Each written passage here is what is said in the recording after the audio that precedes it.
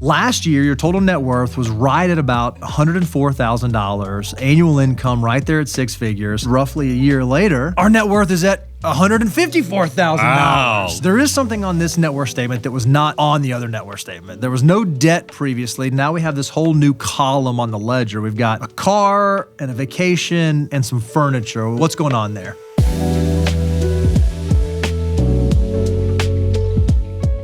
Here we are. We get to sit down again. You guys came and hung out with us a year ago, and I'm excited to hear what's happened over the course of the last year. Give us a rundown. What happened immediately after last time we sat down? It was a lot of fun. It was kind of like a whirlwind. It was super fun just for us to be on here. It was a tremendous opportunity. And thank you guys for having us again. Absolutely. I'm not supposed to say the E word. I said that last time. No, that's okay. You can say it. I like to share my lines. I like that. We were elated. Oh, look at that. Sorry. He just won up. But we had a great time. Thank you guys for being gracious with us and having us on. Truly, I think we just were saying earlier, we were a little nervous, just kind of going out there and putting yourselves out there and talking about some stuff that is, really important. Mm-hmm. Obviously, personal finance and just some of the good and some of the bad that comes with that. But it was a great opportunity, and it was a good conversation started with family and friends, and I think it's been a great blessing. How'd the conversation go with you guys? Like, did you leave and have conversations, or did you leave and you're like, okay, made it through that? Like 5 minutes of that. We're like, okay, we did it. But it sparked good conversation ongoing. Like, it wasn't just for the first month or 4 or 6 months afterwards. It's something we've continued to talk about, which is, it's very beneficial. It's an open line of communication that I think sometimes in marriages, money is, you handle the money. As long as I stay in my lane, then we don't have to talk about it. But it helps our communication, and ultimately it strengthens our marriage. So it's been good. Wonderful. Yeah. I was impressed. Y'all's comment section, everybody loved y'all as a couple too. And that's not always the case, unfortunately, but the world loved y'all. So congratulations on that. Because by the way, the comment section's not always right, but it's still, it doesn't hurt when they're so affirming of what y'all have as a couple as well. Well, that was humbling. Very cool. It was interesting to see, because we're not in any kind of space like this. The comments that we receive are from our children. And so Did y'all read the comments? We did. We did, See, I kind of wish our guests didn't read the comments, because like I said, we get more context, because obviously this is a public show. There's additional things going on that, I hope everybody will always treat people like they were sitting in the room with you. And that's not always the case with comment sections. Sometimes you can get just fire out a comment without thinking that there's a living soul beyond that. Yeah. But it was good. Some of it was used as fuel too. Sometimes it's good to feel the pat on the back. Other times it's good to go, hey, this guy and that, they're doing this and that. I wouldn't do that. The beauty of it, the personal finance is personal, and our journeys, while it's very similar to a lot of people, ours is very unique in its own ways. So to answer the other part of your question, did we come away with it a little nervous? Yeah, I think there was a little time where we went, hey, let's stay away from Money Guy content for a little bit. We did that for, I just needed a couple weeks to not watch the show every day or every week, but we came back, and anyway, it's been a lot of fun. Well, for folks who didn't watch the original episode, we kind of concluded, we gave you guys some homework, and I thought it'd be fun, interesting, exciting maybe, to kind of re-look at the homework that we gave you and see, did you do it? Like, did you follow through on it? And then what changed? Because what's great about personal finance is personal. And we can set out with best laid plans, but sometimes life happens and things change. And I'd be curious to know if that's what happened over the last year for you guys. Where's your red pen? I know. Well, you're going to do homework. Right? I feel it.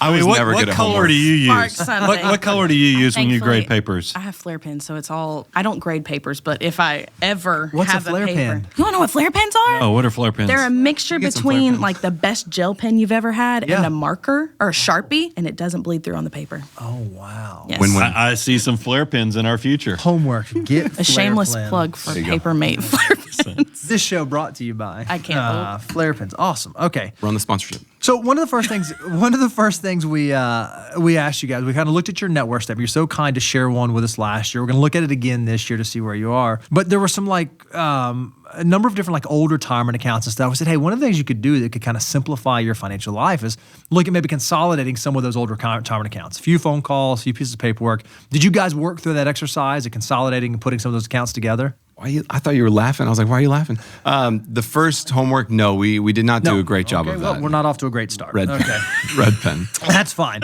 Any reason why? Is there any reason why you didn't work through that? Not necessarily, other than laziness is a bad word to say, but truly, I think it wasn't the priority. I should say that. We didn't make it priority number one. I knew that correct me if I say it wrong, but pulling from investing, which was another part of the homework, and starting to go into the emergency fund, that is what I think within probably the first 2 weeks of being home, we did that. Awesome. And that was the conversation. And then consolidating, we said, oh, yeah. Yeah, there's still some work to be done in the consolidation station. Is part of it because you have to reach out to an old employer, or is it logistics? What's the pain point? I probably do have to reach out to my employer. I'm pretty sure I do now that you say that. I'm not afraid to. I left on really good terms. We moved. That was the only reason we left. Because now that I'm thinking about it, I can't just call and say, hey, roll it over. Call them. At the risk of sounding naive, just don't know the process. Didn't know the process. Didn't want to make a fault or something like that. Well, it's interesting. For those who maybe they didn't watch the original episode, how old are you guys? How old am I? You got it wrong You're earlier. 32. Sorry. 32. 32 and 30. I'm 30. 30, Yes. and then you've got kids at home? Yes, sir. How many kids you have at home? 2 kids. All right, so when I hear 32 and 32 kids, that immediately sounds to me like sort of a messy middle type situation. It is not incredibly uncommon for folks in the messy middle to have financial stuff just kind of, I don't want to say fall to the back burner, but just not be top priority. And it sounds like that's exactly what happened for you guys. Hey, we have these other things we have to prioritize, and we're going to put our attention on those things, and we're not going to put our attention on these things. Sometimes that's okay. Like when it comes to consolidating retirement accounts, I'm going to give you guys a pass. It's a thing that'll make your life easier a little bit. But is it the worst thing that you didn't do that? Not necessarily. It's much worse if you're like, oh, we didn't get our estate documents, we didn't do insurance, we didn't do that kind of stuff. But in terms of account cleanup, that's okay. But it is a reality that sometimes in the messy middle, we have competing priorities. We have to figure out where we're going to put our effort and attention. So I'm going to give you a pass on that homework. I would at least just to ensure the money is working, it's invested, it's in investments like index funds, low cost. Because I also gave you some homework on go a little deeper dive on trying to get the best investments, lowest cost, index varieties if possible. As long as that's working, I think it's okay that it's in separate accounts. It's just that's more homework for in the future. Yes. Oh, yeah, I guess I should keep homework for after this episode. Guess what the first one's going to be? Yep. I'll take the fall for that one. Awesome. It's my 403B. I need to roll it over. My 401k too. Yeah, Our. y'all both had homework. It's our. On that. That's very selfless. I appreciate that. Okay, so another thing we said is, hey, y'all ought to start doing an annual net worth statement. You ought to sit down and look at, okay, what's everything that we own? What's everything that we owe? Has that been a practice that y'all put into place since we got together? Yes, we used this awesome template that we got sent. Yeah. Where did we get that cool template? If you guys don't have one, I recommend buying one from the Money Guy Show. Are you using the tool or the template that we gave? Because the tool is the one that has the dashboard and Yes, all the that's it. calculators and so forth. And it was really cool to put that. You could see the whole story. We went even back to when we first got married and everything was negative. But it's been really cool and reassuring just to see that over the past couple, building into the past couple of years. Well, one of the best parts about tracking is that you actually do get to see progress. Hey, where were we? We did some things. Where are we today? And I thought it'd be really fun for us to look at because now we have these 2 data points. And we looked at your net worth statement last year. This is what it looked like. Last year, your total net worth was right at about $104,000, annual income right there at 6 figures, with the bulk of your net worth being in your investment accounts, about $99,000, $100,000 of liquid investments that you guys had put together, which was awesome. Well, now, fast forward roughly a year later, our net worth is at $154,000. Wow, look at that. That's a big income has also increased as a household. Your investments went from $99,000 to $130,000 in roughly a year. So we've seen some really great things happen. Had we not been tracking, had you not done the exercise of you wouldn't know, right? Like you wouldn't be able to look back and say, look at all these things that we accomplished. Now, there is something on this net worth statement that was not on the other net worth statement. There was no debt previously. Now we have this whole new column on the ledger. We've got a car and a vacation and some furniture. All right, Walker, what's going on there? I'll start at the bottom if that's okay. Sure. I think Brian said something of maybe don't get cute with it. Maybe we're getting a little cute This is with the very furniture. cute. We needed there were need and wants. There's some maybe differences there, but we wanted an upgrade. Needed some different things in the furniture realm. Just growing family, bedding, things like that, furniture, and at the 0% APR. We're paying it monthly essentially, but we have $1,200 left to pay it off. Okay, so walk us through how much did you big was spend it? on the furniture, and then what are you paying monthly on that to knock it out? We are paying $52 a month Okay. to get. Is that about right? Yes. Sorry, about $52 a month. Oh no, I'm glad you brought that one up. I know that one off the top of my head. Okay, very good. I know that payment. So how much did y'all start off with, though? How much was it? How much furniture was it? I want to say it was over $3,000. I think it was close to $3,000. $3,000. But y'all are sending extra money then, because if you're only paying $50 a month and you're down to $1,200, I was doing the math on that. Yeah, I was just saying, that's $600 a year. We put a That's good, not, we that's put not a good, knocking it down. Yeah, we put a good bit down, and then anyway, it is down just to 52. It was for about 2 years, but we started that about a year ago. Got it. Okay. So we have. So that'll be about a gone year in left. 2 years. Or about 2 years, excuse based me. on those Yeah. payments. Okay. So that's the furniture. What about what's the vacation? That's getting really cute with it, I guess. Part of it was, like I said, we were kind of clapping for ourselves. One of our goals was to get to that 1 times our income, and since when we got to that point, we wanted to have a small, maybe a celebration. Celebrate the milestone. We took a family vacation. Another good opportunity to get cute with it, and Where do we pay it go? off monthly. We went to Disney World. Oh, look at that. now he's just Disney. baiting you. That's Oh, what it is. wow. Like, You ever just been? Tell him that was a bad decision. Disney's a little not as cheap as it was when I was taking No. the kiddos No, there, it's but not. it's still great memories. So $1,050 left on that. What's the payment on that? $100 a month. $100 a month. That was just for the parking. I think we got a balloon. I'm kidding, of I think we got a Yeah, balloon. we out got of a it, balloon of and a course. bubble wand. Yeah, How much did y'all spend on that trip? it was a good chunk. It was. Okay, so I mean, there is what I'm amazed by is because it's hard to go to Disney. It seems like for less than $4,000. I mean, it's hard. So y'all probably only have $1,000 left. And I do want to know about the car loan. Actually, I'll hit pause because I want to hear about the car loan before we talk about cash. I didn't know where you were going. I was like, I want. don't skip that one. I don't want to miss out on all the debt stories. You want me to do the car? I feel like I'm just telling all the fun stories. I'll tell the Did you car want to tell a story. fun story? The month of February was a lot of fun. We were cruising April all the way to January. And I think we went to the ER 3 times in the month of goodness. February. Yeah. no. For But your the girls? first one, one of them, Mhm. she's great. She fell in the yard, couldn't walk. Turns out she just didn't want to walk. Everybody's okay, I should say. Everybody's okay. fine. Sorry. This is the lead up to the car. Yeah. I had an emergency appendectomy, but to start everything off, Daniel went to the ER because he was hit head on in a car crash. Oh, wow. So totaled the car, and that is where we All get- that was in Like February? what speed? All I mean, of what it. speed? Going about 35. Oh my almost. gosh. It was an intersection type thing. On the way, I mean, like routine on the way home yeah, from less than a work. mile from my house, kind of thing. Where But you're okay. Everything was. Everybody, yeah, I'm okay. And thankfully, I was driving by myself. Yeah. Didn't have the girls or anything like that. Man. That's terrifying. So 2 emergency room visits. 3. Or 3 emergency room visits. 3, back and to a- back to back. And a totaled car. Yeah. One of the things that we had talked about, and we're kind of getting ahead of ourselves, but one of the things we said is, hey, last year, you never know when the unknown things are going to happen. We always talk about the Life is gonna happen. proverbial bus, but you literally got hit Yeah. by the literal car, and then you have the other things happen. How were you able to cover those emergency room visits and the car stuff? How were we able to pay for that? So yeah, when we, not to get too far ahead of ourselves, but when we left here, the goal was to, hey, we're spending a lot of money going outside of the foo, out of order. So we dialed all that back and really started getting aggressive into our cash just so we could have the 3 to 6 months. And that was our goal. And we were getting really close to that goal. Yeah. Very, very close, on pace. Really excited about it too. And thankfully, just like we talked about, you never know when these things are going to happen. We were very blessed. Maybe we had a bubble, and in our minds, we thought we were invincible or something like that. Everything's going to go to plan. And then out of nowhere, on a random Tuesday, on a Monday, everything can be very outside of your plan. So basically, we took a good bit of the cash and went towards, Hannah had the, obviously we have insurance and all that kind of stuff. Sure. But you don't plan for an emergency surgery. You don't plan for multiple trips to the ER. And then obviously we had a car that was completely paid off. so that was hard. And the car that only had, it had 70,000 miles on it, and I was going to drive it forever. It was a Honda Civic. It was great.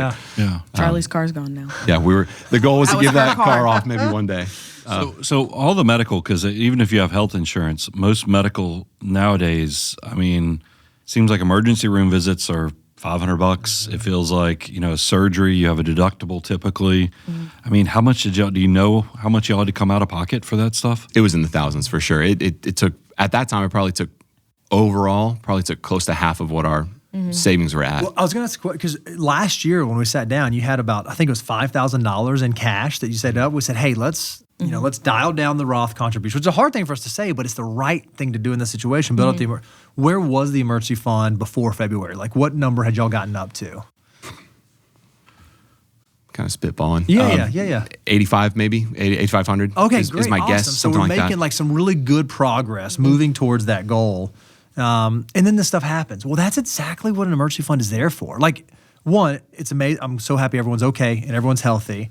Once you get past that, it's okay that this thing happened. So often people think that the financial order of operations is I go from step 1 to step 2 and step 2 to step 3, and it's this straight line up and our life just moves. That's not the way the real world works. That's not the way that life works. And you guys are a great example of why it makes sense to have that emergency fund there in place. Because had you not had it, what we'd be looking at right now would look very different than what we are getting to look at right now. What I like is that you didn't have to make any desperate decisions. I mean, you had the money to cover all the stuff. I just did some loose math here. You figure the medical stuff was at least $3,000. You figure the Disney trip was probably around $4,000, and then the furniture that y'all paid down is about $2,000. There's $9,000 that y'all have used, whether it's all these things that have come your way. Plus, we've still seen an increase, because I know y'all don't like to count that checking, because that's just more of a clearing account. So it's more of your emergency reserves is getting close to $11,000. It was around $5,000 the last time y'all were here. Well done. Yeah. I mean, and you can also you can see your army of dollar bills, even though y'all feel like you're not doing what you're supposed to all the way because you're still stuck in this cash stage, and we'll talk more about that. But to see your army of dollars grow close to 30% last year, I mean, it's pretty wild to go from 100,000 to 130,000. A lot of good stuff is building in the background, even though life didn't exactly go the way you wanted it to. Right. Before we moved on, did you say what the new car is? Because I know you got rid of the Civic. How did the car buying transaction go? Did you stay within 23.8? I mean, I want to know more. That's just water, That's water. Do we need to put a little something in there? Because car buying experience is never easy either. Was not a great experience. I feel bad I'm talking. You want to tell the what about more my fun appendectomy? stories? No. Please don't. It was great. It was wonderful. What a great time most expensive hotel stay we had. Yes, yeah. Okay, so y'all are awesome. We know about 23.8. We love 23.8. Uh-oh. We went foolish, didn't we? We went foolish. I can already tell. I can already see there's going to be an asterisk on this answer. There's an asterisk, but and again, I hate breaking the rules, and I feel like we're just bending as many of them as we possibly can at this point. But we did a lot of the math just to make sure that what we were doing wasn't a completely terrible decision, although it's not. This one's not going to get a pass.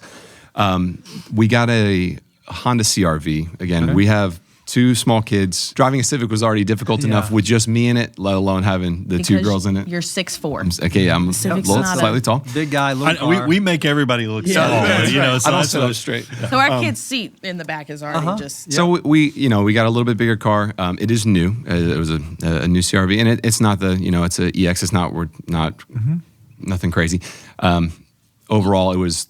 It's good. It's on there. What it's worth today. It was about 32,000 and some change, and we put 50% down on it. Wow. Okay. Just from the some of the cash we got back from the insurance, and we're paying at 3.49%. So we're paying about $320 a month now. So not 23.8. I'm not going to do that public math, but it's 50 something. How about that? 50 something. Look, you know 60. What? 23.8 is a guardrail for hey, to get into a car, this is what you could do. I have no problem with you putting 50% down, right? Now, I would like for emergency fund to be fully funded. Kind of hearing you did that, maybe that was a trade-off that I wouldn't have chosen. But what did you say the car payment is? 320. 320.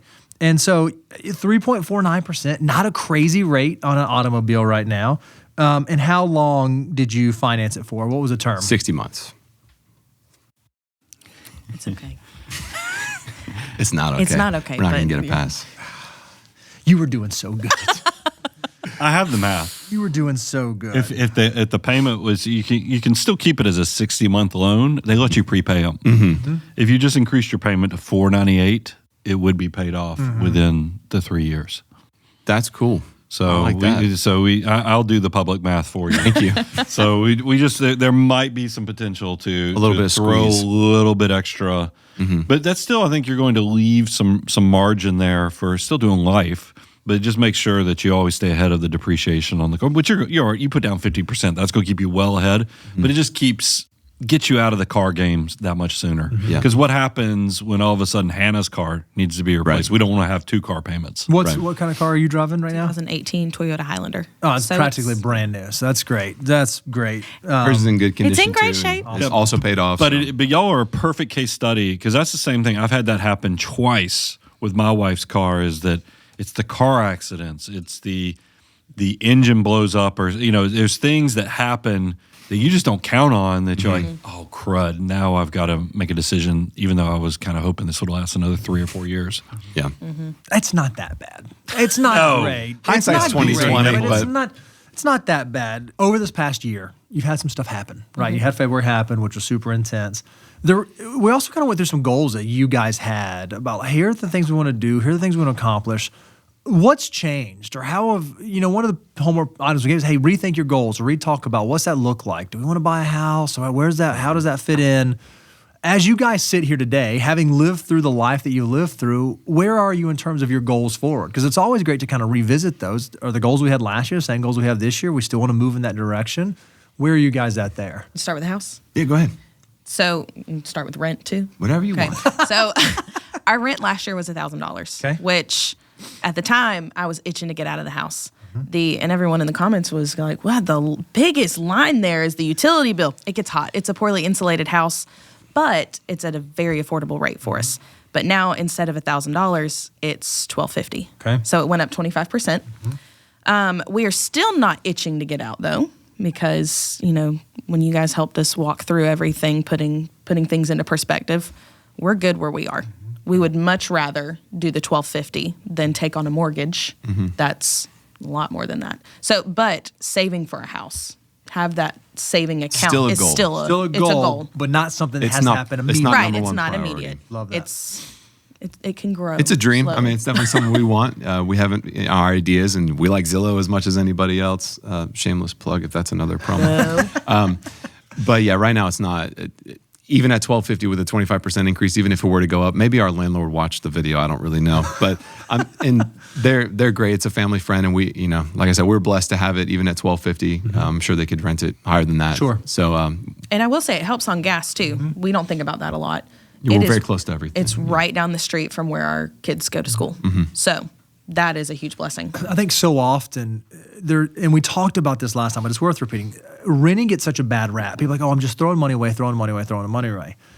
That's not the case anymore in terms of how expensive housing has gotten. We still love homeownership, and we still think it's a wonderful goal when it makes sense. And for the circumstance you guys are in right now, I do think that renting is probably the best solution for you guys to be able to do the things you want to do over the long term, and that's okay. And I just want people out there to hear, it's okay to rent. You can still build wealth. You can still have your net worth go up by 50% in a year, even if you're a renter. And that's a totally okay thing to do. Well, I think a lot of people, they have a recency bias in the fact that post-pandemic, we watched housing go up over 50% in most markets. And everybody felt like, oh my gosh, this thing's running from me. I will say the last 2 or 3 years, we've seen things kind of level out to a degree. I mean, they're still going up slightly in some markets, but it's not running from you like it was back, from 2021 through 2023 period. So I think it's okay if y'all take a breather, get caught up on some of these other goals, build it up in the background. You're going to be okay. You're going to be able to have the time to make this dream happen for you. Brian, this is literally it. What we're doing right now is literally one of my favorite things that we get to do, sitting across from other real people talking about their finances. Yeah, you guys get to see this on Making a Millionaire, but we also do this for our clients every day at Abound Wealth. We get to dig in where they're at, figure out where the gaps are, and find where we can optimize and build a plan that works specifically for them and for their financial goals. If you've been watching this and thinking to yourself, hey, I want that. I want a professional with decades of experience in my corner looking at my specific situation. we're here to help. Yeah, here at Abound Wealth, we are fee-only fiduciary advisors. That means that we are legally required to work in your best interest. And we love helping our clients optimize their army of dollar bills so that they can live their best lives. If you've reached a point where you're ready for some help,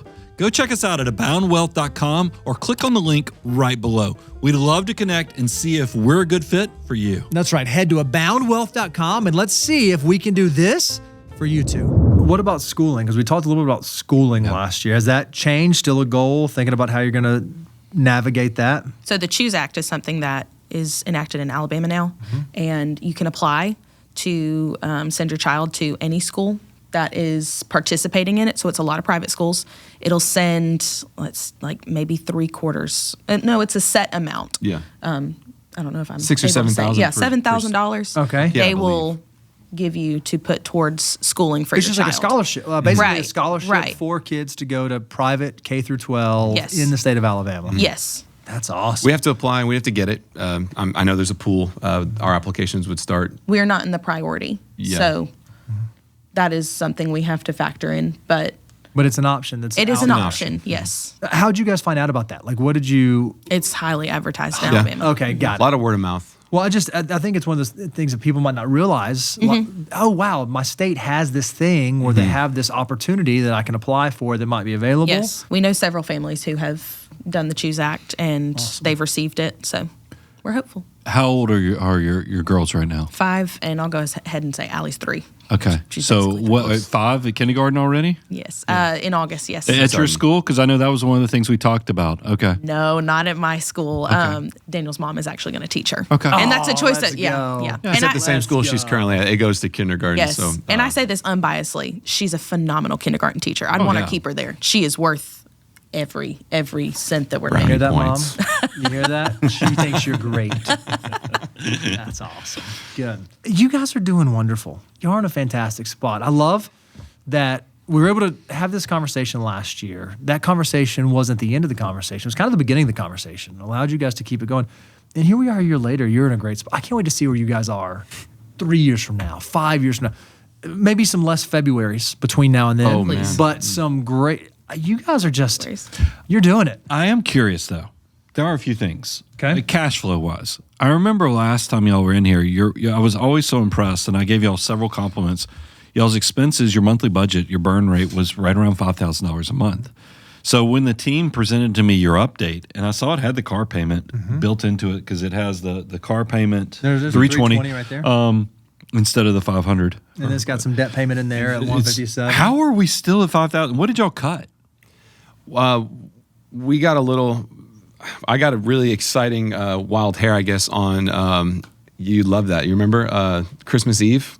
Christmas Eve, I spent a whole day talking to our Wi-Fi and insurance. Oh, you went to all the ungrateful nice. service providers. Let's go. Christmas Eve. It was totally worth it. Wrapping It was presents. Christmas Eve. You know, Daniel's we're- on the phone. That's when you decided to Did you do call your them? insurance too? Did you do all your own insurances as well? I did, yeah. So anyway, we've been with the same people for years and years, and we watched that number climb and climb, and just talked with a couple folks, and just like that, we're able to cut. I don't Listen. off the top of my head. I think for even just internet and phone, we were able to cut like $70 or so per month. Just And for the then- phone call. Phone call, absolutely worth it then. Yeah. Yeah, and insurance was even better. It's not was represented huge. on here because last year our insurance was, X. After the accident and a new car, our insurance was X plus. 2X, almost 3X. So I called and I thought that had to be a mistake, and they said no, that's the real rate. So after shopping that, we were able to get it down even below what X was last year. So I gave you now lots of the grief. ungrateful service providers are going to up it again now that I'm talking about it, but. Yeah, we were able to keep a lot of stuff. And we cut a couple small subscriptions here and there. We don't have a ton of subscriptions, but just little things like that. I gave you so much grief, but I do appreciate that. No, but that's I see In the I moment. See the Not the best timing, trying to get girls ready and stuff like that. But anyway. It's kind of genius because I got to believe the person on the other end of the phone is like, this guy's calling me on Christmas Eve. Yeah, okay, whatever. I'm going to do whatever. I want to get home too. I'm going to do whatever you want. smart. It kind of Very was smart. genius. It was on next your level. part. There's some leveling there. Yeah. Nice. That's and for anybody who doesn't know in the audience is that when we say ungrateful service providers, there's a lot of our service models that are set up to reward new customers but not reward existing customers. So you have to be a proactive user of their products, and that's why we call them ungrateful, because they don't want to keep your business. You have to go advocate for yourself and get the best prices. And we were able to lock in just the phone and internet anyway for 5 years, so that's not moving for 5 years. Really excited about that. Well, I think and then we'll call them again. What's so encouraging, I think, to the folks out there listening is that even though you added a car payment, and even though you have these 2 other debt payments that are kind of silly and being cute with it, but they're there, right? You got these 2 other car payments, and your rent went up by 2. Even with all those increases, because you guys were very diligent, you were able to keep your budget roughly the same. You were able to be an active participant in your financial life, command your army of dollar bills well, and even with those additional expenses, you guys were kind of able to say net neutral. That's awesome. That's a great example of not allowing your lifestyle to creep, but allowing your lifestyle to improve and your budget to stay the same, which I think there's a lesson to be learned from that. I am starting to think, I mean, how y'all are doing so well. What's your new update on when you think you'll be out of step 4? Because that was the big focus from the last meeting, was that y'all, and I could know the frustration because you want to get into step 5 so you can start funding those Roth IRAs again. Especially when you see your army of dollar bills is growing so well. Right. Y'all seem to be closer. I mean, months. Give us a feedback on how fast we're going towards this. Before we talked about getting the car payment to $500, we were going to move the cash up to about $350 is what we were thinking. Right now we're doing $250 a week into the high yield savings, which gets about 3.1%, and that changes all the time, I feel like. Standing today, we are closer to that 11. I think it's 11.2, 11.3. Awesome. So originally our goal was about 16,000. That covers 3 months living expenses and some change. 3 months and the 1,000 that is to cover the deductibles. So we're really close. I mean, I would say by October. That's bad math, maybe, but something like that, October, November. And I would argue if you have 3 months of living expenses, you don't have to add the deductible on top of that. You can include that in that. So maybe the goal is really closer to 15,000. I think 16,000 is okay because you're like 5,100, but somewhere in that ballpark. I think once you get there, I'm going to argue that for you guys, that is a fully funded emergency fund, or at least it's a well-funded emergency fund where now you can start doing some of these other. Well, and think about it. I'll make the same point I made last time. If you reach here, because Bo just found you another $1,000, maybe it's September. If y'all cross into this threshold at September, you still have until the following April to fund these Roth accounts. Y'all are going to still be able to get some of this money in there. That's so exciting. we might only have to sit on the sideline, even with the chaos that y'all have had in the last year. You missed last year, or whatever the year was. I think I'm optimistic because the good news is you had money when the emergencies came. And the good news is when it rains, it does pour. And that's what the point I made last time. But y'all probably due for a good patch where, knock on wood and prayers be answered. You don't have the chaos y'all have had in the last year because it doesn't normally happen all at once like that. But y'all, so hopefully we get a good stretch and y'all get some dividends from all your discipline. Yeah. Well, and I think about what was the car payment you calculated that needed to increase it to? Do you remember the number? Yeah, I have it over here on this page. $498. $498. I'm so excited to think about. We know if you continue on this 0% payment plan that you're on, in 10 months you're going to have the vacation paid off. In 24 months, 2 years, you have the furniture paid off. That's going to free up $150 a month. That's going to be free and clear capital. If you adjust the car payment and you follow 23.8 and you get it paid off, that's another $498. So $500. There's an extra $650 that per month inside of the next 3-ish years that you're going to be able to deploy towards these goals. Well, if you're putting away the $250 a week you're doing right now, then you have another $650 a month you have to work with.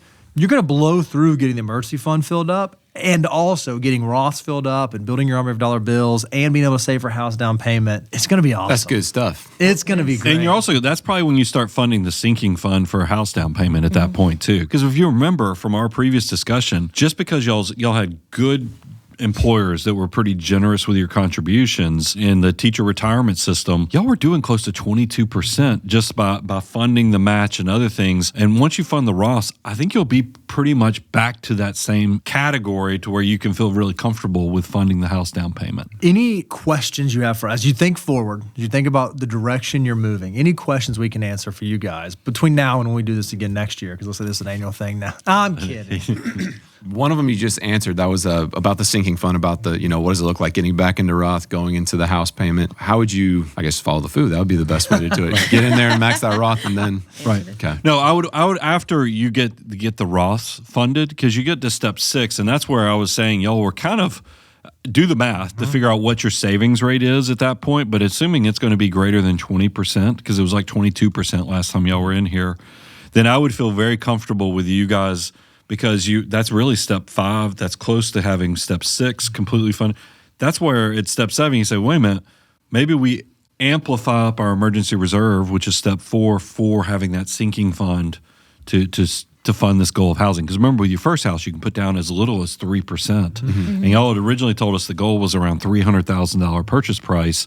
I think that starts working, and you can reach that $10,000, $9,000 to $10,000 down payment pretty easily. Within, it starts stacking on top of each other, and you'll feel really good about it. We've still got a little time. I'd love to know what chaos or anything, because y'all said you've had conversations. You heard about February. February was chaos. that was the chaos. I want to know, now that y'all are having such good communication about your money, has it unearthed or turned over a stone that previously wasn't, because y'all weren't talking about it as much? Because it seems like y'all are y'all healthier with your conversations on money. Did we help your marriage? That's where That's what I mean. We were looking for some padding. It's absolutely a net positive for sure. We were raised differently with money, and so even we're 7 years into marriage. That's not a long time, but it's a good amount of time to kind of. That can be a shaky time, by the way. Know each other. 7 years We've is when heard about you hear about that shaky 7-year itch. Yes. But we're still learning, even if it's not like the obvious, I know that she likes to go spend, or I know that he likes to save.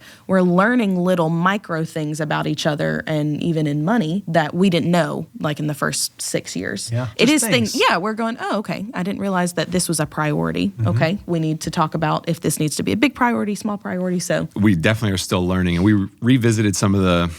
Let's bring up old videos and stuff. One of the videos that you guys talked about even recently was talking about you and your marriage, and some things that are important to you that aren't. Shampoo and throw pillows. Thank you so much. Some things that are important to you that aren't important to me, or vice versa. It's been, we open up the conversation, and we have some of those line items in there for, hey, this is fun money. This is your fun money. Who am I to say what you're going to do with your fun money? If we have everything automated and we're doing the things that we set out to do with our plan, everything else is fair game, I guess. I love that. Is that where the furniture came from? Who pushed the furniture? I'm not going to say who pushed or anything like that. We're definitely a team. It was here. an us decision, obviously. And I love it. Now I have drawers now. I used to put all my stuff in plastic bins that we got from Walmart. So all my clothes were in plastic bins for like first 4 years of marriage. There's nothing wrong with plastic bins. Nothing wrong with plastic. I love them. I'm very frugal, so plastic bins were cool. But now I got matching sets. Do you remember that it was breaking though? It was breaking. Yeah, it was. The foundation of the furniture was breaking. No, it was a need. It wasn't. It was just that a time. want. The weight of your underwear and shorts and pants. I wear a size was 15 breaking the shoe, plastic. so put my shoes on top of the. I do have another question. This is going to be probably no-go territory, maybe, but it's a question that came up nonetheless. Well, we talked about. I'm scared. one of the line items we have is for.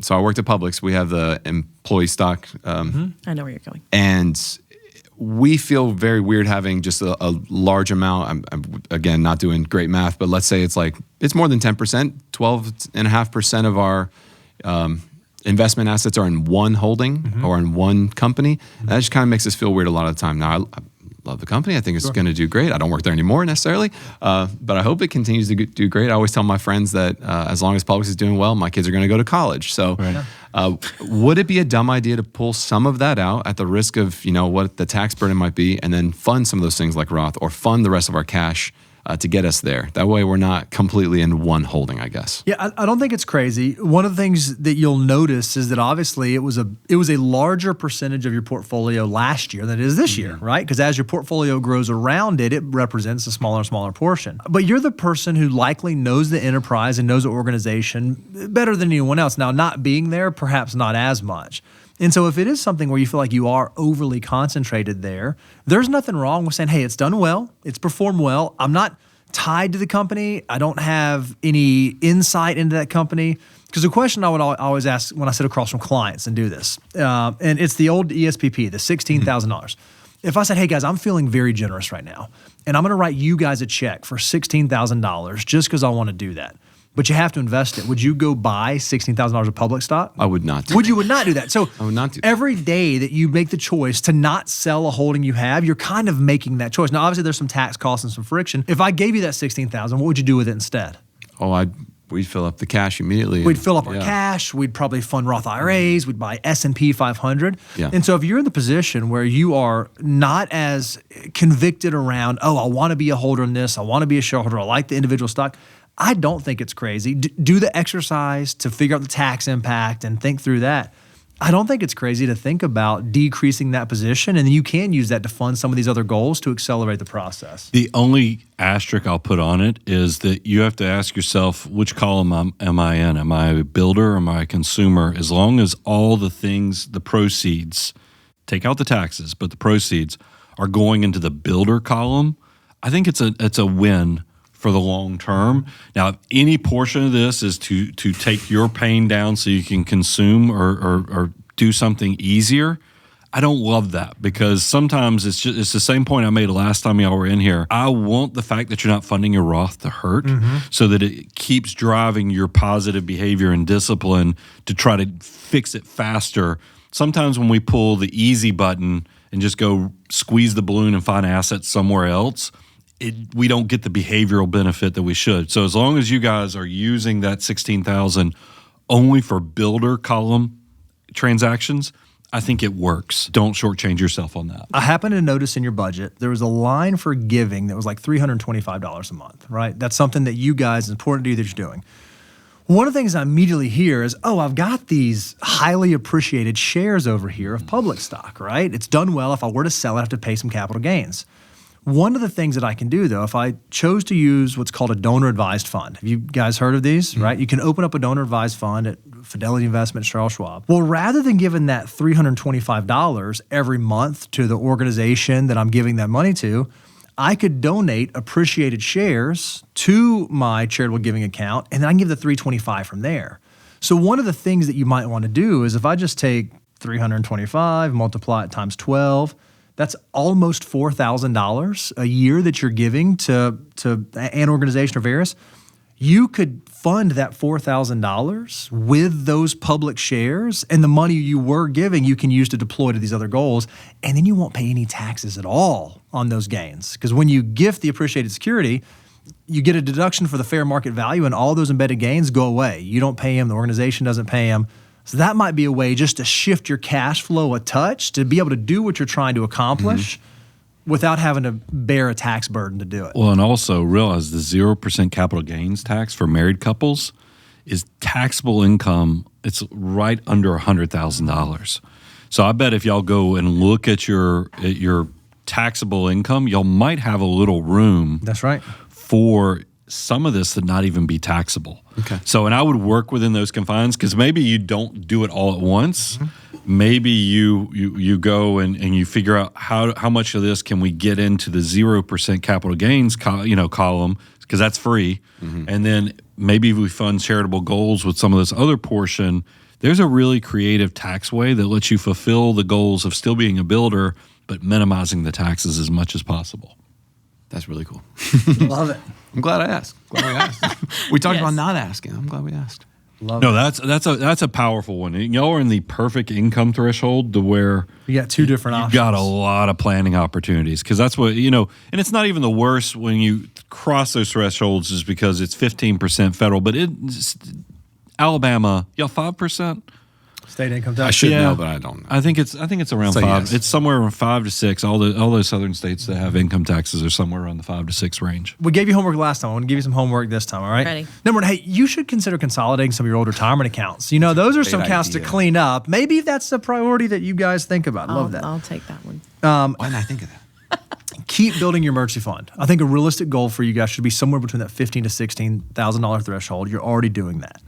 I think you should have a serious conversation about potentially revamping your car payment so that you can fit it inside that $23,800. Brian already did the math for you. You take it from $320 a month up to $498 a month. You get that knocked out inside that 36-month window. And then you ought to look at last year's tax return do a very quick projection. There's software you can use. You can do it through a spreadsheet. See how much room you have left in the 0% capital gains bracket this year. Consider liquidating the Publix stock at 0%, or if you're over the 0%, maybe think about shifting how you do your charitable giving. Use a charitable giving account, charitable gift fund, gift appreciated securities, donate to your organization from there, and the money you were going to do the organizations use to fund some of these other goals. I think if you can do those things, you guys are going to continue on an awesome trajectory. Cool. You are awesome. Oh, you're awesome. Thank you guys so much for coming and hang out with us. Thank you for letting us get a peek behind what it actually looks like when you put a plan in place. And I think a lot of people are going to value getting to see that and getting to recognize that, holy cow, this stuff works. The food is actually there for emergency funds matter. They do a thing. Thank you guys for being a living example of that actually happening. And I'll play the uncle part in the fact that I feel like a part of this, the consolidation, that didn't surprise me at all. It's because I think a lot of people run into the exact same wall y'all do, is you just don't know how to do it, because that's where all of a sudden your simple financial life gets very complex. That's exactly, you have no idea. We have an entire team that's what they do, is logistically, they're paperwork ninjas. They know how to call all the administrators. And so that stuff, that's something that typically a good financial planning firm will help people out with. Also, I think you guys coming back, because y'all are our first kind of repeat offender here. Not offender. But you know what I mean. Don't say offender. You know what I mean. Don't say offender. It's the red pen. This is the accountability, because I love the fact that it sounds like even there was a halo effect of the first time you came. It expanded your conversations for months after. I like to think that probably for the last week, as y'all knew y'all were coming back in town, there was probably like, oh my gosh, are they going to ask us about this? And there was, it probably spurred a whole nother level of accountability and discussion on things. And I think that's like all things. We talk about health is wealth and other things. I'm the same way with accountability on what I eat, when I go to the doctor, when I go to the gym, because I'm trying to always, anytime I know I have to kind of be held accountable for the actions that I took, I straighten up a little bit. And I think a lot of people do that with their personal finances as well. So I love that y'all got to let us shine a light on that and kind of show that this can be a beneficial thing from a behavioral standpoint too. Yeah. And it's not just us. Obviously, we talk about it because we share the experience, but people that we work with, they're excited that we had this experience. And so we've had the opportunity to share with them. I love it. And they go, well, who are they? My friends at school call them wise guys. So very The sorry. wise guys. You are wise. Yes, you're wise guys. Wise guys. We're like the mafia in Alabama now. The money man, the dinero dudes. What else did they say? That's amazing. But it's spurred conversations with our coworkers, and I have a friend who actually, I think she opened a 401k. Hi, Emily. We started talking about these things. She's my closest friend at work, and she said, well, what did you guys talk about? I was like, well, we talked about all these things. And she said, okay, I have a question about that later. And so we're even calling Daniel at work. So, I mean, there's a ripple effect. So thank you Thank you guys for what you do. And obviously you can see we're not perfect by any means. It's been a difficult journey, but it's been a fun journey. We're really excited just for the effort that we've put in. Thank you guys for what you do, and how I hope this reaches, millions and millions of people. Not our video necessarily, but the work that you guys do. It's encouraging. And the messy middle, because that's what everybody is short on time, you're short on money, and you're trying to figure out, how do I make this little go a long way? And y'all are a perfect example of a little can create huge ripple effects for the future. And I think that probably spurs a lot of good conversations. Actually, we want to even talk to more people like you guys, where yes, you make a good income, but it's not, your shovel's not so big that everybody's like, ho hum, of course they have money. You guys are a case study of that. Yes, you can have good income, but it's really your discipline and your good decisions that are generating the fruit that's growing in the background. But if others want to apply to making a millionaire, where do they need to go? Yeah, if you want to be a guest on Making a Millionaire, you can go to moneyguide.com/apply. Or if you want to check out any of our resources, any of our free tools, you can go to moneyguide.com/resources. And we already bragged about earlier, and I don't think we gave the website. Go to learn.moneyguide.com if you also want to know about our net worth tool. I'm your host, Brian, joined by Mr. Bo, Money Guide team.